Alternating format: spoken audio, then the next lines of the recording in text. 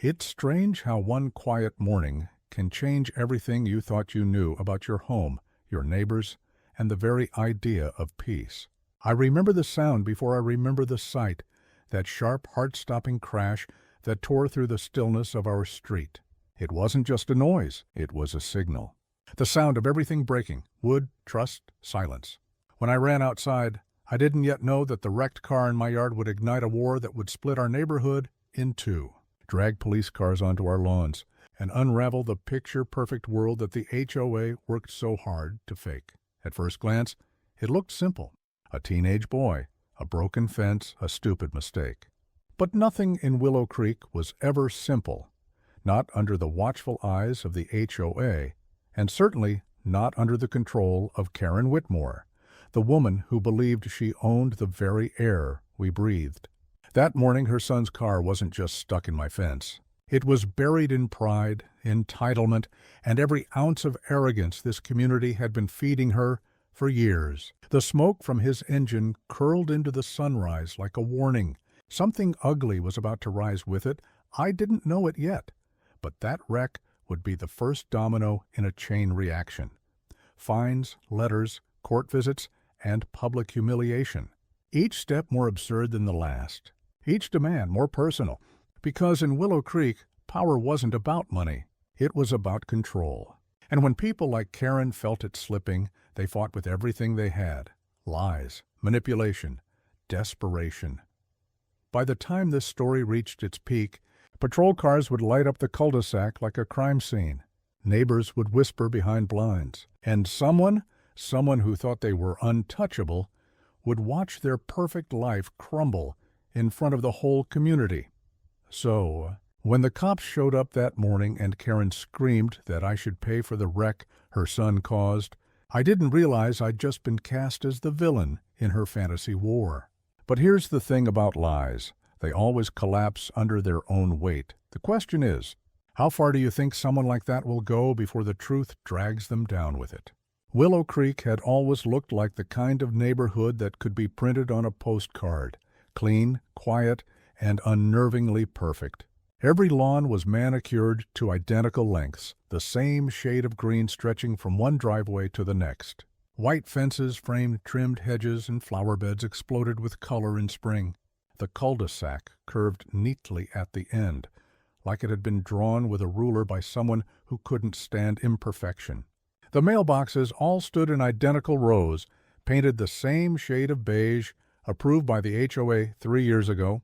Even the trash bins had their assigned storage times. When I first moved in, I thought I'd found peace. After years of renting in noisy city apartments, Willow Creek felt like the promise of calm, a safe, quiet refuge where my workbench could hum again, where weekends could smell like sawdust and fresh paint instead of car exhaust.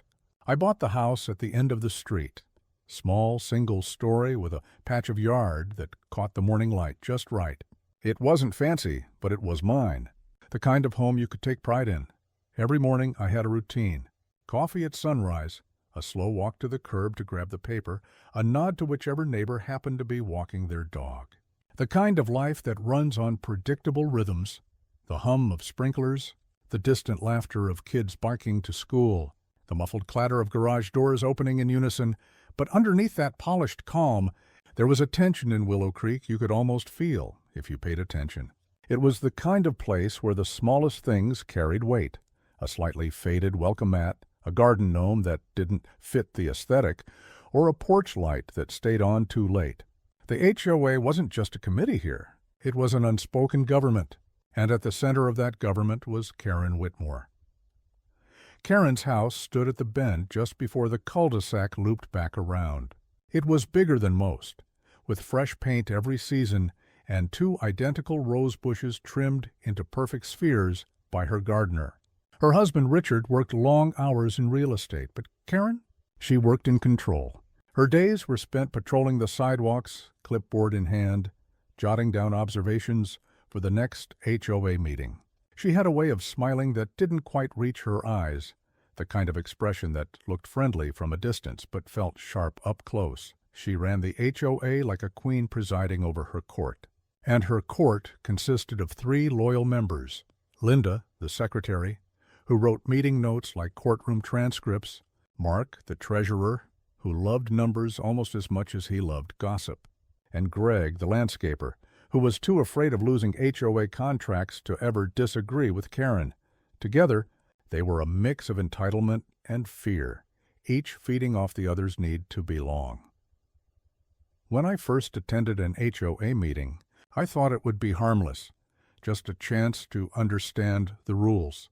The agenda included things like tree trimming guidelines and community parking policy, but beneath the smiles and coffee cups, I sensed something else. Every discussion had an undertone of judgment. Every vote seemed to end in whatever favored Karen's opinion. People laughed when she did, nodded when she spoke, and carefully avoided eye contact when she didn't. That's where I first noticed how power worked in Willow Creek. Quietly, socially, with just enough civility to mask control. If Karen didn't like something, it didn't stay around long. The family on Maple Court who painted their shutters blue, fined until they repainted. The retired veteran who put up an unapproved flagpole, harassed into taking it down. Every story had the same ending. People gave in or they left. At first, she left me alone. I kept to myself, followed the rules, paid my dues. But Karen always noticed newcomers. She had this way of framing questions like accusations. You built that yourself. Or did you check with the committee before planning those? At first, I laughed them off. But over time, it started to feel like a game I hadn't agreed to play. That fence of mine, the one that would later start it all, began as a simple project. A small barrier for privacy, nothing more. I'd worked weekends on it, measuring every post, sanding every panel, making sure it was not only solid, but perfectly within regulation. I even double-checked the HOA's guidelines, height, color, material. It passed every rule. Still, when I started digging the first post, I caught Karen's voice over my shoulder. Fences can make a neighborhood feel divided, don't you think? She said it sweetly, but her tone made it sound like a warning. I smiled, tried to stay polite. Just a little privacy. Her eyes flicked from the post to me, calculating. Privacy's nice, she said, as long as it doesn't interfere with the character of the community. The character of the community. That phrase would haunt me later. It was her shield, her justification for every demand, every fine, every threat. At the time, I shrugged it off and kept working. The first letter arrived 2 weeks after I finished the fence. A notice of noncompliance tucked neatly in my mailbox. According to the HOA, my fence was too prominent and visually discordant with the surrounding homes. I reread the letter 3 times, stunned. I'd followed every guideline. When I brought it up at the next meeting, Karen smiled across the table and said, "It's not personal. We just have to maintain standards." But the way she said "we" made it clear. She meant me. The neighbors were friendly enough on the surface, but I started noticing how conversations stopped when I walked by. How some would glance toward Karen's house before saying hello. One evening, as I watered my plants, Linda walked past and murmured, "She's just particular. Best to keep her happy." Then she looked around, as if even that small kindness could be overheard. It became clear that Willow Creek wasn't the kind of neighborhood you lived in.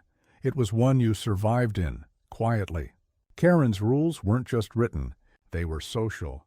You could feel them in the way people parked their cars, in the way lawns were trimmed to match, in the silence that fell whenever someone questioned her. Still, I tried to keep my peace.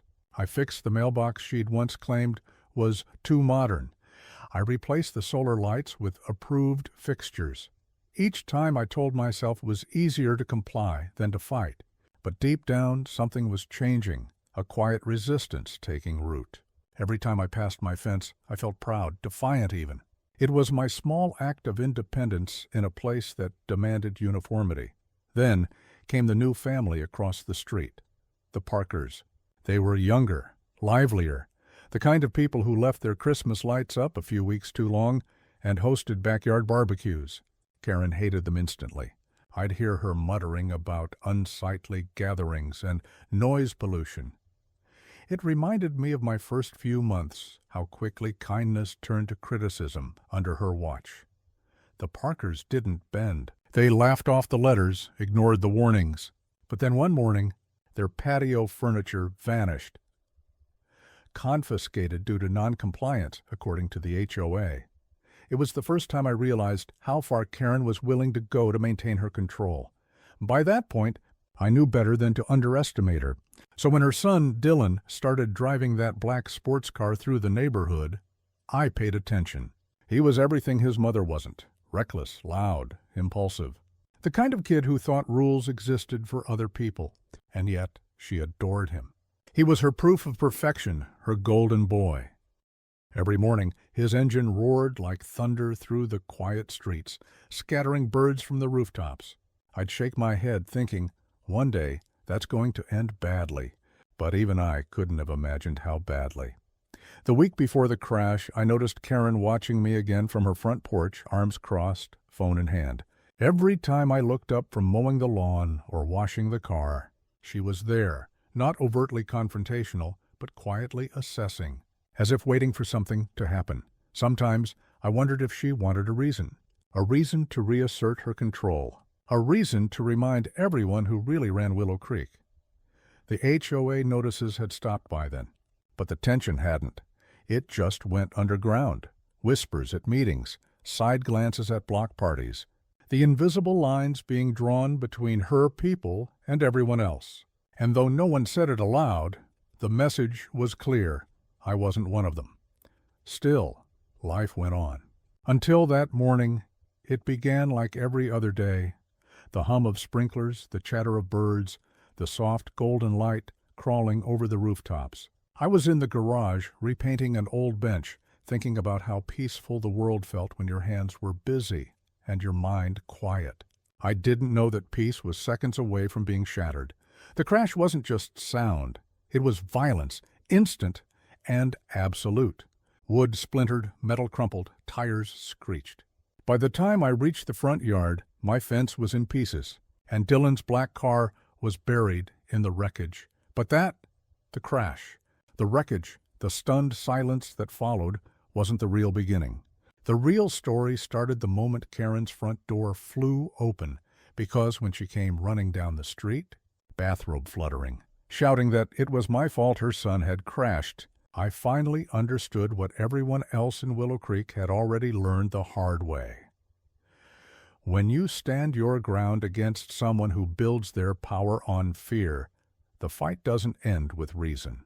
It ends with war. And in that moment, staring at her furious face and my shattered fence, I didn't yet realize it, but the war for Willow Creek had just begun. In the days after the crash, I thought the worst was over. The police report was clear. Dylan was speeding, my fence was legal, and there was nothing more to discuss. The tow truck had taken his precious car, Karen had stormed off in a rage, and for one blissful moment, I believed that might finally be the end of it. But in Willow Creek, nothing ever ends that cleanly, especially not when Karen Whitmore is involved.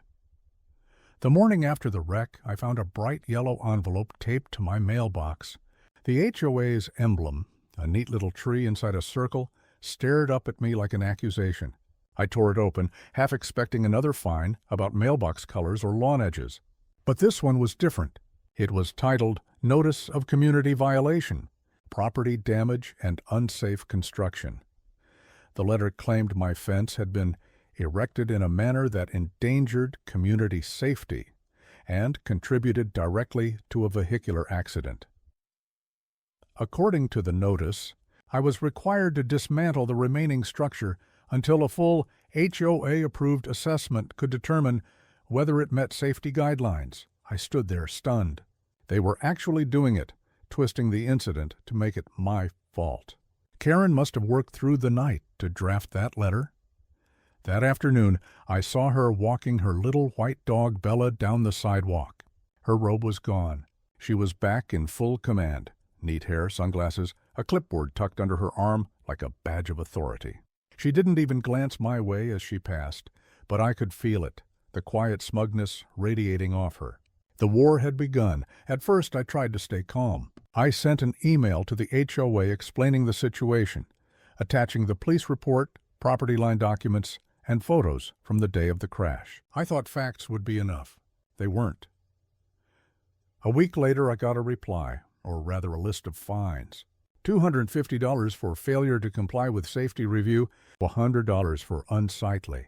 Debris visible from the street, and $75 for a violation of aesthetic harmony. My destroyed fence, the one her son had wrecked, was now a financial weapon pointed directly at me. The absurdity would have been laughable if it hadn't been so personal. Then came the whispers. Neighbors who used to wave now crossed the street when they saw me. Others gave polite, strained smiles, the kind that said, "I'm sorry, but I don't want to get involved."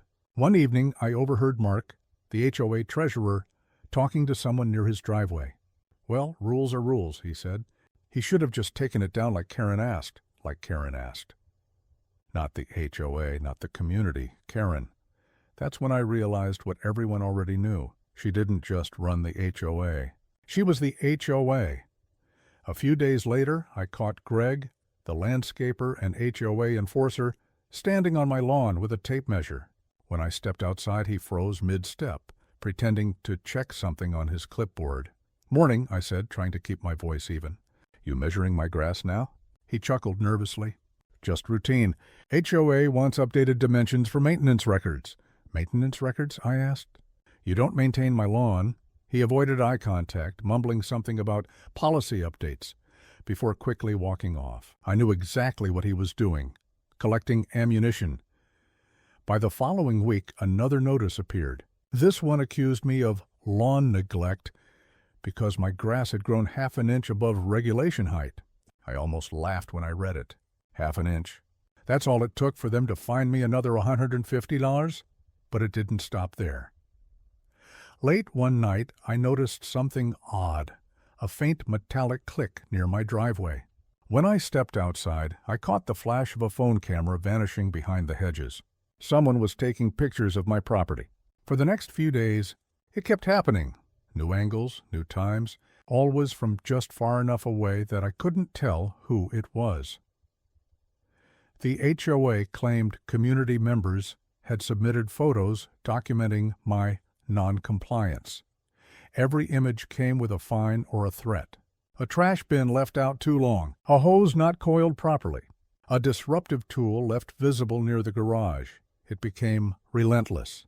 I stopped sleeping well. Every sound outside made me sit up, wondering if someone was out there snapping photos again. Every morning, I checked the mailbox with a pit in my stomach. The letters kept coming, each one colder, more invasive than the last. Then came the HOA meeting. Karen had invited me to attend and clarify my position. The meeting was held in the community clubhouse, a pristine white building with polished floors and lemon-scented air. Inside, a dozen residents sat in folding chairs while Karen stood at the front, flanked by Linda and Mark like royal guards. The meeting began with housekeeping items, but I could feel everyone's anticipation. They were waiting for my agenda item. When Karen finally got to it, she said my name like it was a nuisance. "Next, we'll discuss the ongoing safety and aesthetic concerns regarding Mr. Harris's property." My stomach tightened. Karen clicked her pen, flipping through a thick folder. My file. Photos, letters, inspection reports, all carefully arranged. She looked up with a sympathetic smile that made my blood boil. "Mr. Harris, we understand this has been difficult," she began. "However, your fence, while technically on your property, has become a hazard. The board has received multiple complaints. Complaints from who?" I asked. Her smile didn't falter. "Concerned neighbors who value safety and community harmony," Mark chimed in. "And frankly, the debris from the crash has been an eyesore." "It's been weeks," I clenched my jaw. "The police report cleared me. Your son caused the accident, Karen. My fence was legal." A hush fell over the room. Karen's smile froze, and for a moment, her mask cracked. Then she said sweetly, "That's your opinion." "No," I said louder this time. "That's the law." She leaned forward slightly. "Well, laws don't always align with community standards." And that was it. The moment I realized how impossible this fight was going to be. They weren't playing by rules. They were the rules. After that meeting, everything escalated. 2 days later, Greg showed up again, this time with a city inspector. Apparently, someone had filed an anonymous complaint about unpermitted construction. The inspector looked embarrassed, but said he had to follow protocol. He checked measurements, took photos, and left me with a warning that, technically, the HOA had the right to request a permit review. That night, I sat in my garage staring at the fence, my fence, and wondered how something so simple could turn into a battlefield, but things got worse. A week later, I woke up to find a bright orange tag stapled to one of the fence posts. Final notice. Imminent removal pending. I couldn't believe it. I hadn't even had a hearing, no appeal, no chance to defend myself.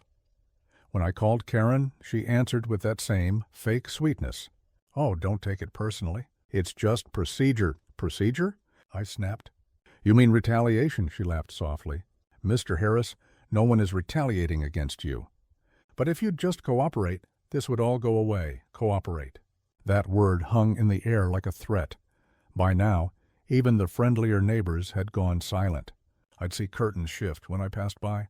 A few offered quiet sympathy, but quickly retreated. Nobody wanted to cross Karen.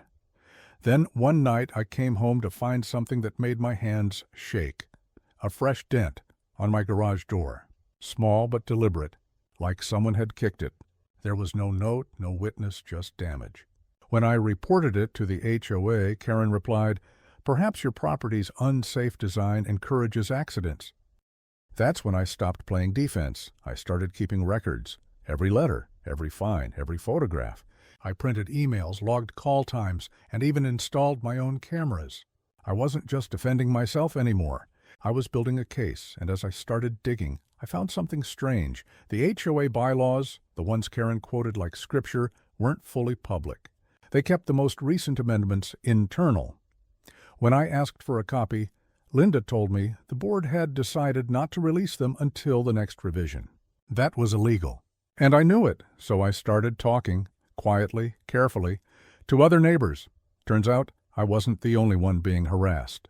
One family had been fined $400 for painting their shutters too glossy. Another was threatened with foreclosure over late dues they'd already paid. Karen's grip wasn't just tight, it was strangling the whole neighborhood, and something else came up. Money. The HOA's accounts didn't quite add up. Mark had been collecting special assessment fees for months, supposedly for community beautification. But no one could name a single improvement that had actually happened. The park still had broken benches, the sidewalks were cracked, and the lighting upgrades they'd promised never appeared. The more I learned, the angrier I got. But anger wasn't enough. I needed proof. So one afternoon when Karen was out walking Bella, I saw my chance. I walked straight to the community office, a small shed-like structure behind the clubhouse, and looked through the window. Inside, stacks of folders lined the walls, some marked with residents' names, others with financial records. I didn't break in, but I took photos through the glass, enough to show there were more files than anyone knew existed. That same evening, I heard from Linda. She stopped me on the sidewalk. Glancing around nervously, "Karen's going too far," she whispered. "She told the board you're a liability now. She wants to make an example out of you." "Why are you telling me this?" I asked. Her voice shook. "Because I think she's hiding things, financial things. And if she gets you to back down, no one will ever question her again." I thanked her. It was the first time anyone from the inside had cracked. But I could see the fear in her eyes. She was risking more than she'd admit. That night, I couldn't sleep. The fine notices had become daily, the tension unbearable. I knew Karen wanted one thing, for me to give up, tear down my fence, and publicly admit defeat. But I couldn't, not now, so I filed my own complaint, not to the HOA, but to the County Housing Authority. I included everything, the fines, the harassment, the discrepancies in the bylaws. It wasn't revenge, it was survival. Weeks passed, and the silence from the HOA grew thicker. Karen stopped sending letters. Greg stopped showing up. Even the neighbors seemed uneasy. Something was brewing. I could feel it. Then, one morning, a black SUV with county plates pulled into Willow Creek. Two inspectors stepped out and began talking to residents. Karen rushed out of her house in full panic mode, trying to intercept them, clipboard in hand. I watched from my porch as the officials ignored her, heading straight toward the clubhouse. For once, Karen didn't look in control. That afternoon, I got an email from the county investigator requesting an interview. They were officially opening an inquiry into Willow Creek HOA's financial conduct. That should have felt like victory. But it didn't, not yet. Because I knew Karen wouldn't go down quietly, and I was right. The next night, a letter appeared taped to my door. No envelope, no seal. Just one line, scrawled in pen. You've made a mistake. No signature. No explanation. But I didn't need one. I knew exactly who had sent it. That's when I realized this wasn't just about a fence anymore. It wasn't about bylaws or grass height or even money. This was about control, and Karen Whitmore wasn't going to lose hers without a fight. What I didn't know then was that the fight was about to reach its breaking point, one that would shake the entire neighborhood, expose everything she'd tried to hide, and finally, once and for all, show everyone who the real danger in Willow Creek truly was. The letter on my door changed everything. The threat was simple, handwritten, and cold. I read it over and over again that night, the words burning into my mind. You've made a mistake. I knew it was Karen. No one else in Willow Creek wrote threats in cursive. I could feel the air shift after that. The usual sounds of the neighborhood, the distant hum of sprinklers, the laughter of children, the click of heels on pavement, turned hollow. People weren't just avoiding me anymore. They were afraid. The county's investigation was underway, but Karen wasn't sitting idle. Within days, she called an emergency HOA meeting. The notice arrived in every mailbox that morning, stamped mandatory attendance. The subject line, vote of no confidence. Property owner non-compliance. That was me. I almost didn't go. I knew what it was, a public ambush dressed up as procedure, but something in me refused to hide. I'd played their game long enough. It was time to stand in the light. The meeting was held in the clubhouse again, but this time the atmosphere was different. The fluorescent lights felt harsh, almost clinical.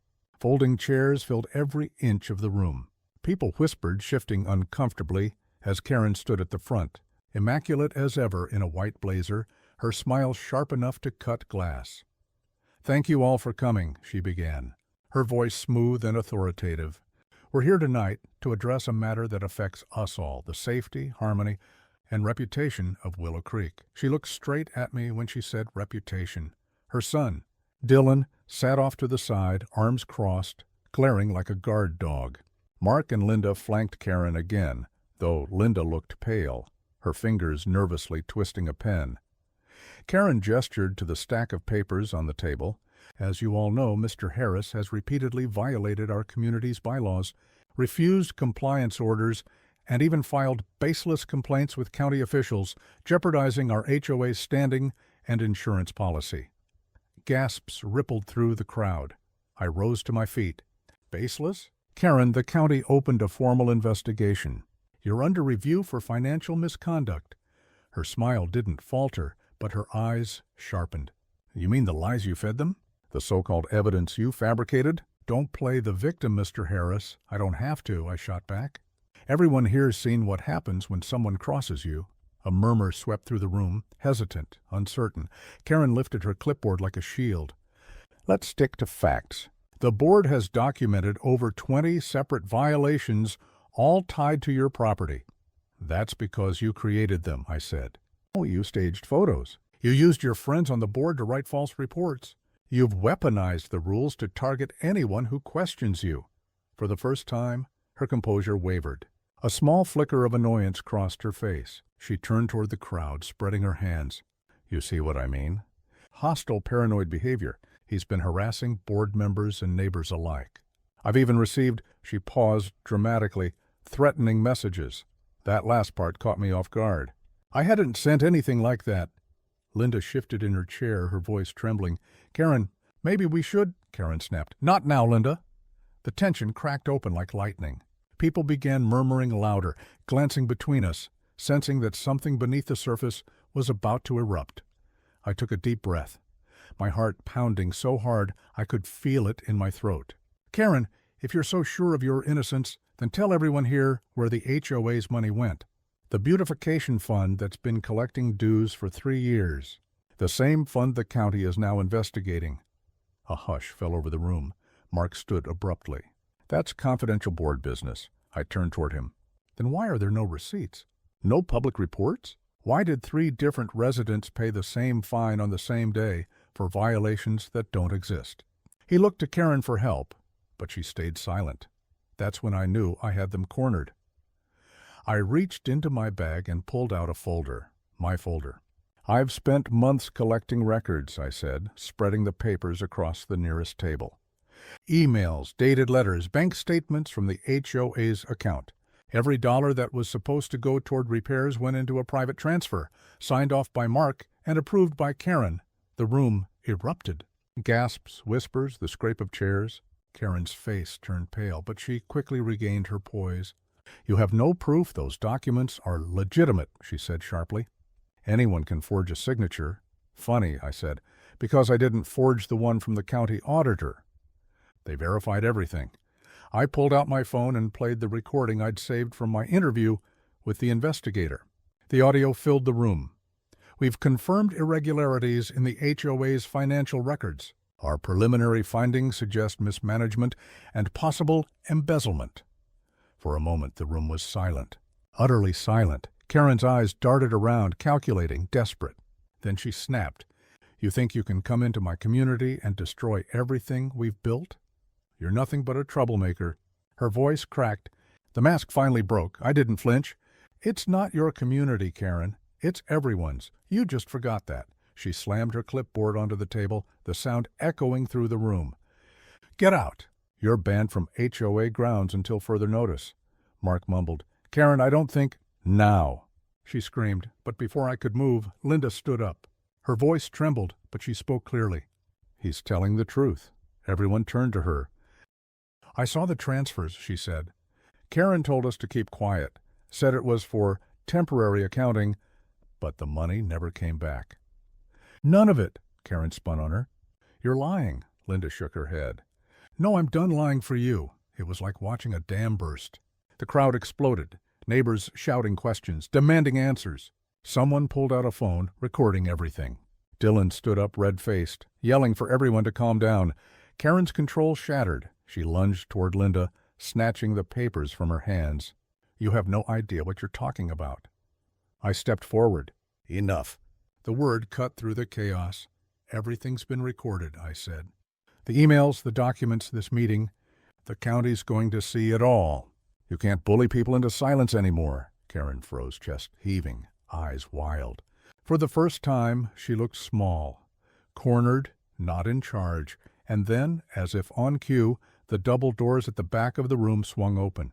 2 county officials entered, clipboards in hand, their presence sending a ripple of shock through the crowd. Karen Whitmore? One of them asked. We have some questions about the financial management of this HOA. The room went dead quiet. Karen blinked, her mouth opening, but no sound came out. She looked around for support, but everyone had stepped back. Even Mark, even Dylan. Linda crossed her arms. They're all yours, Karen stammered. This is a misunderstanding. These people, but the official interrupted her. We have a warrant to seize financial records and electronic communications. Please cooperate. The board members exchanged terrified glances. Karen's hand trembled as she tried to steady herself against the table. You don't understand, she said, her voice cracking. I was protecting this neighborhood. I met her eyes. No, you were protecting yourself. The officials escorted her outside. Dylan followed, shouting at them to get off private property, but they ignored him. The crowd spilled out behind, whispering, filming, documenting. The same neighbors who once looked at me with suspicion now looked at her with disgust and pity. By the time the SUV drove away, the clubhouse felt like a different place. The air was lighter. People were talking freely again, nervously laughing, unsure what to do now that the Queen had fallen. Linda approached me slowly. You should know. She's been doing this for years. You just finally gave everyone the courage to see it. I nodded, too drained to speak. That night, I walked home through the quiet streets of Willow Creek. The houses looked the same as always. Perfect lawns, spotless driveways. But something had shifted beneath the surface. For once, it wasn't fear that lived here. It was relief. But just when I thought the worst was over, there was one final twist. The next morning, I woke to a knock on my door. It was one of the county officials from the night before. He handed me an envelope. Inside was a typed statement. "We wanted you to see this," he said. "The investigation confirmed embezzlement, but there's more. Your fence, Karen's complaint, it wasn't just harassment. The board had been falsifying safety violations for insurance payouts. You were the only one who didn't sign off on it." I stared at the document, my hands shaking. "So this whole thing," he nodded, "started because you didn't play along." It hit me like a punch to the chest. Karen's war wasn't just personal, it was financial, systemic, rotten from the inside. When the official left, I stood there on my porch, watching the morning light hit the half-rebuilt fence. The wood gleamed golden in the sun. For the first time in months, it didn't feel like a boundary. It felt like a line I'd finally crossed between fear and freedom. Over the next few weeks, word spread fast. Karen was officially removed from the HOA, pending criminal charges. Mark resigned quietly, and Linda, trembling but determined, was elected as interim president. The community began repairing what she'd broken, both on paper and in spirit. Neighbors I hadn't spoken to in months stopped by to talk, apologize, share their own stories. And slowly, the whispers that once condemned me turned into something else: respect. One evening I stood by the fence, watching the sunset paint the neighborhood in soft orange light. A sense of peace settled over me. Not the kind that comes from winning a fight, but the kind that comes when you finally stop running from one. But even then, I couldn't shake the memory of Karen's last words before the officials took her away. She'd looked at me, her face pale and desperate, and said, "You think you've won, but you have no idea how deep this goes." Maybe she was bluffing. Maybe she wasn't, but I didn't care anymore. Because for the first time, the truth wasn't hidden behind bylaws or fine print. It was out in the open, and no one, not even Karen Whitmore, could take that away again. I turned back toward my house, the sound of crickets filling the quiet street. Willow Creek was finally mine again. Or maybe it always had been. The weeks after the showdown felt strangely quiet, almost too quiet, like the air after a long storm that's left everything soaked and still. For the first time in months, I woke up without the weight of dread pressing down on my chest. No warning letters in my mailbox. No anonymous complaints pinned to my door. No phantom calls from unidentified HOA members. Just the sound of wind moving through the trees, the chirp of birds returning to my yard, and the steady hum of normal life creeping back in. But Willow Creek wasn't the same place it had been before. The illusion had cracked. In the days following Karen's public collapse, the gossip spread like wildfire. The video from the HOA meeting, recorded by 3 different neighbors, made its way online. It didn't take long before it was everywhere. A woman screaming about her community, the county officials walking in mid-speech, the papers being torn from her hands. It became a kind of local legend, replayed at dinner tables and shared in group chats. For years, Karen had ruled through fear and reputation. Now she was a meme. The HOA board was in shambles.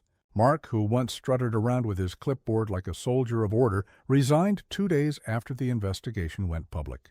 His resignation letter was short and pitiful, citing personal health reasons. Linda, the only one who had the courage to tell the truth, was named interim president until a full vote could be held. But even she didn't want the power. "I'm just here to fix what's broken," she told me one morning as she dropped off an envelope of documents on my porch.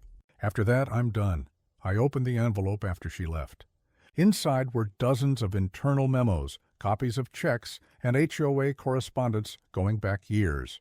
It was all there, the evidence of how deeply Karen's control had run. Fines she'd fabricated, votes she'd rigged, projects she'd approved for her friends' companies. The HOA had become her personal bank, and everyone had been too afraid to look closer. The county's investigation widened. What began as a small inquiry into misallocated funds turned into a full-scale audit. They discovered more than $120,000 in unaccounted HOA expenses, money that had quietly disappeared. Under Karen's leadership, the final report hit the community like a bomb. By the following month, she was officially charged with embezzlement, fraud, and obstruction. Seeing her mugshot online felt surreal. The same woman who used to lecture me about community integrity was now facing the kind of scrutiny she'd always avoided. But the fallout didn't end with her arrest. The HOA itself was put under review by the county. Membership meetings were suspended. An independent administrator was brought in to oversee finances. For the first time in Willow Creek's history, the HOA had to answer to someone higher than Karen. At first, the neighbors didn't know what to do. Without her constant oversight, there was confusion, uncertainty. People who'd once walked on eggshells suddenly didn't know how to act when no one was policing their mailbox color or measuring their lawn height. Then, something incredible happened. They started to talk. It began small, a few neighbors chatting in driveways again, the kind of friendly exchanges that used to exist before the HOA turned neighbor against neighbor. Someone suggested organizing a community cleanup, voluntarily, not mandated. Another offered to help repaint the cracked bench at the park. Within a week, the same people who once reported each other for minor violations were working side by side, laughing, rediscovering what being a community actually meant. And through it all, I kept mostly to myself, quietly rebuilding the fence that had started it all. Board by board, I pieced it together, not just to repair what was broken, but to reclaim it. Each nail I hammered in felt like closure, but peace didn't come easily. Even with Karen gone, remnants of her rule lingered. There were still whispers. Still those who wondered if I'd gone too far. The ones who said, "You didn't have to destroy her. You could have just moved." They didn't understand. It wasn't about winning. It was about surviving.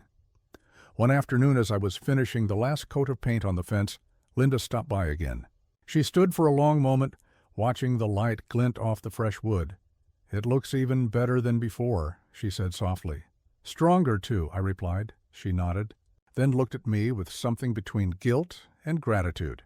"You know, I think we all let her do too much for too long. We were scared of her. Scared of what would happen if we spoke up." "You spoke up when it mattered," I said. She gave a faint smile. "Maybe, but you were the one who refused to bend. The rest of us just went along with it. You made us remember that she wasn't the HOA. We were." After she left, I sat on the porch and watched the neighborhood settle into a new rhythm. Kids were riding bikes down the cul-de-sac again. Someone was grilling. Music drifted from an open garage. Life, for once, felt unsupervised. A few weeks later, a letter arrived from the county office. It was the official closure notice of the investigation. Karen had accepted a plea deal, probation, restitution, and a lifetime ban from holding any HOA position again. The administrator overseeing Willow Creek's transition had recommended dissolving the current HOA board entirely and forming a new one with resident input. They invited me to attend the first open election. I almost didn't go. The thought of sitting in that clubhouse again made my stomach twist, but curiosity got the better of me. When I walked in, the room was packed, standing room only. Faces I'd barely seen for months greeted me with cautious smiles. The tension that used to hang over these meetings was gone, replaced by something that felt unfamiliar. Hope. Linda stood at the front, clipboard in hand, her voice trembling slightly as she addressed the crowd. "We're starting fresh," she said. "No more closed-door meetings. No more threats or fines for nonsense violations. This community belongs to the people who live here, not to a handful of names on a board." The room broke into applause. Someone called out from the back, "Nominate Harris." Laughter rippled through the room, but then, to my shock, several people actually raised their hands in agreement. Linda smiled. "Seconded," I shook my head, half joking. "I think I've had enough HOA politics for one lifetime." But they weren't joking. When the votes were tallied, I was elected as vice president. For a while, I didn't know how to feel about it. After everything, the last thing I wanted was to sit behind that same desk Karen once ruled from. But the difference was clear from day one. Our meetings were open. Our rules were fair. And when someone complained, we listened, not to punish, but to understand. We rewrote the bylaws, scrapping half the nonsense that Karen had weaponized. Gone were the fines for non-standard mailboxes or overgrown grass exceeding 2 inches. The HOA became what it should have been from the start, a support system,